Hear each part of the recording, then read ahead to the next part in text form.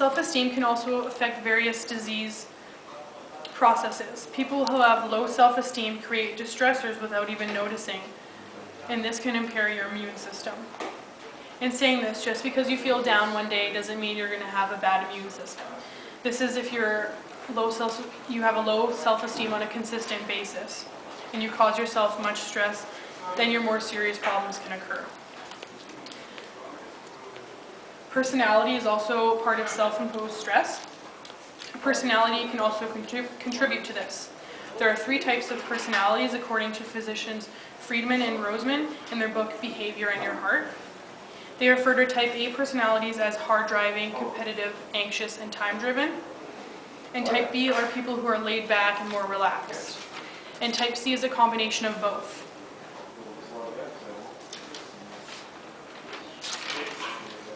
People who have type A personalities are more prone to self-imposed stress. This is because they tend to be hostile and angry, therefore they're usually below average in society and social support, and this causes them to be stressed because they lack friends at occasional times. There's something called psychological hardiness, which has been identified as something that helps some people cope with this who have type A personality. Psychologically hardy people will try and challenge themselves to make lifestyle choices that enhance their health. I'm also going to talk about stress with students. Stress with post-secondary students is extremely common. This is a whole new batch of pressure that you can be involved in. You can get stressed about moving away from home. Maybe you're living in a different community, you have to pay rent, and you can be moving into a new town and you don't know very many people. Also, making new friends can always be a challenge. Classes in university and college tend to be bigger, so it's harder to interact with people at times. You could also be stressing about the time management. It's a big change from going to high school to college. You might also be playing on a sports team as well, so your pressure from academic requirements and athletic requirements could be very stressful. I've talked about many different types of stress and sources of stress, so now I'd like to discuss dealing with stress and how to cope with it. Stress management.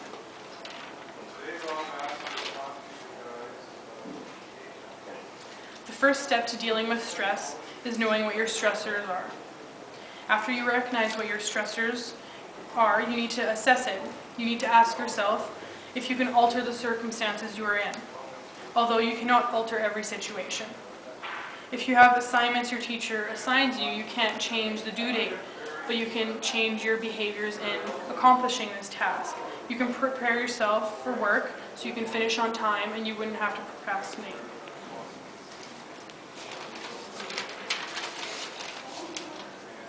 And as well, altering your behavior is a sign of changing your response, which is the next step in dealing with stress. Changing your response requires self-reflection, practice, and emotional control.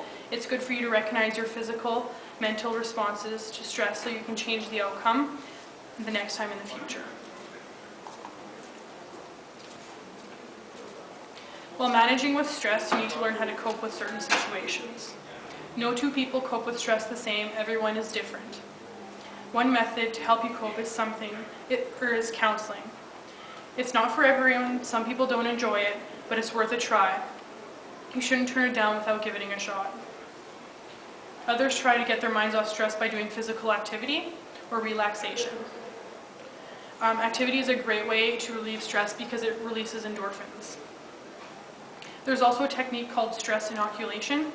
It helps you prepare for stressful events ahead of time.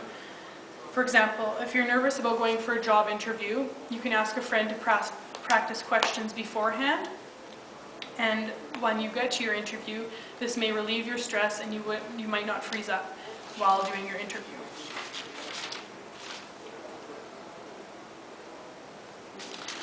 There's also a very obvious way to deal with stress is called downshifting.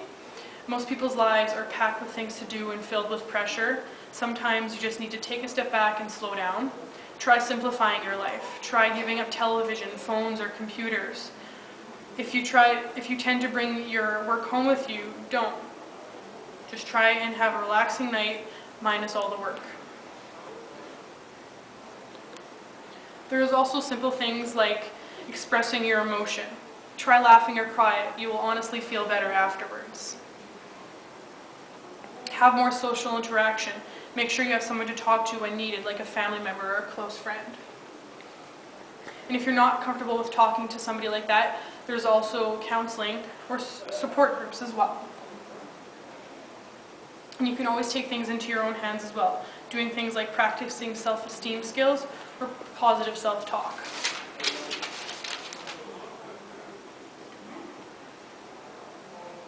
I'm going to touch base a little more on physical action.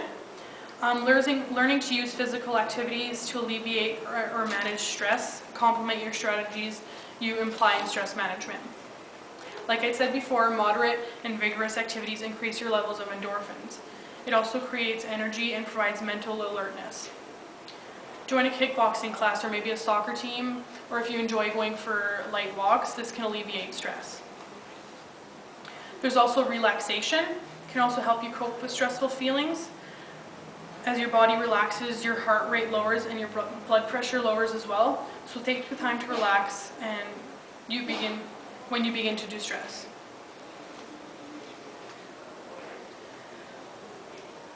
Time management is also a huge part of learning how to better stress management.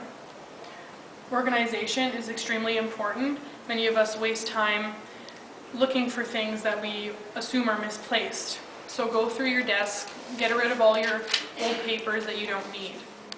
If you haven't looked at something in over a year, it's most likely not needed. Just recycle it.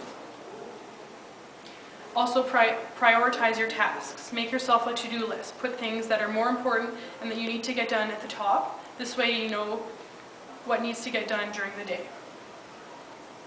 Also try and avoid interruptions. When you're doing work or some sort of project, turn off your phone and the television. This will help you concentrate better. Also, when doing tasks, it's good to reward yourself. So go for a walk or grab a cup of coffee after you're done. A couple more stress techniques. There's hypnosis. Many people enjoy hypnosis. This is a process that gets you to force one thought, object, or voice. There's also massage therapy. It is an excellent form of relaxation and a form of stress management.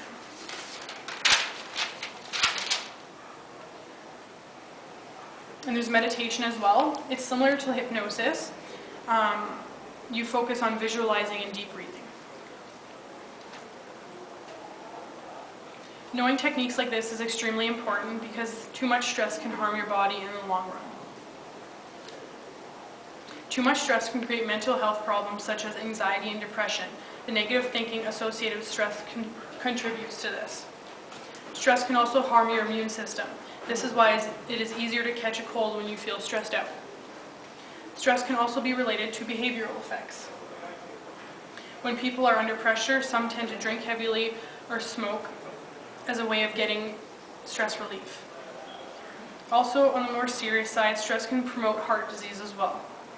If stress is intense enough and you're not doing anything to help yourself, your raised heart rate and your high blood pressure put tension on your arteries and can cause damage to them. And as your body heals, your arteries scar and they thicken. And this in the long run could cause a heart attack. Stress may not seem like such a bad thing, but when it's not taken care of, bad things can happen. So take stress seriously and take care of yourself. Thank you for your time.